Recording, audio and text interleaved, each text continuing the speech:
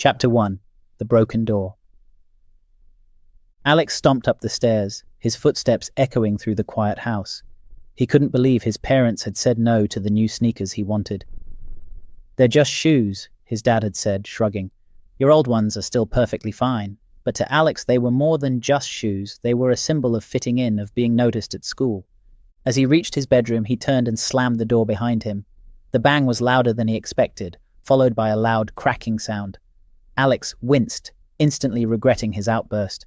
He turned around and saw the top hinge of the door had come loose and the wood around it was splintered. He stared in horror as the door hung awkwardly, a visible gap forming at the top. "Oh no," he muttered, reaching out to touch the damage. The door had been flimsy to begin with, and now it looked like it was on the verge of falling off completely. Panic set in as he imagined his parents' reactions.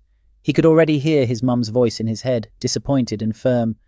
"If you can't respect the things we have, you need to take responsibility." A knock on the doorframe jolted him out of his thoughts.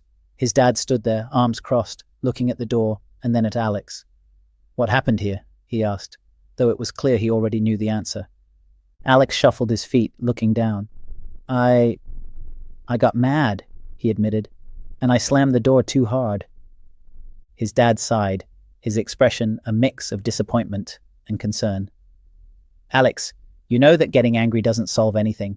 Now, we have a broken door to deal with." Alex felt a lump form in his throat. He hated that look on his dad's face, the look that said he had let them down. "I'm sorry," he mumbled. "I didn't mean to." His dad nodded, softening slightly. "I know, but actions have consequences. This door needs to be replaced, and it's coming out of your allowance." Alex's heart sank.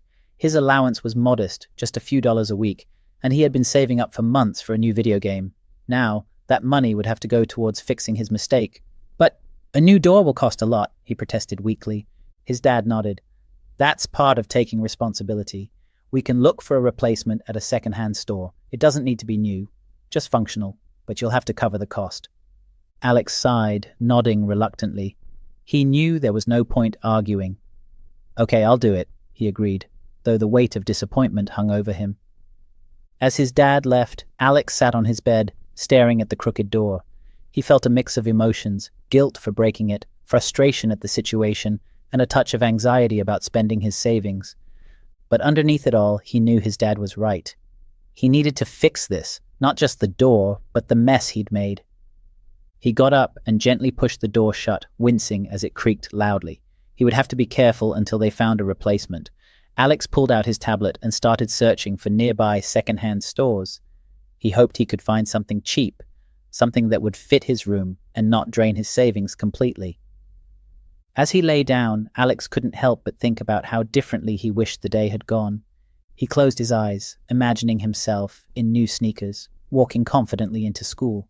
But reality was different, and now he had to deal with a broken door and a dwindling savings jar.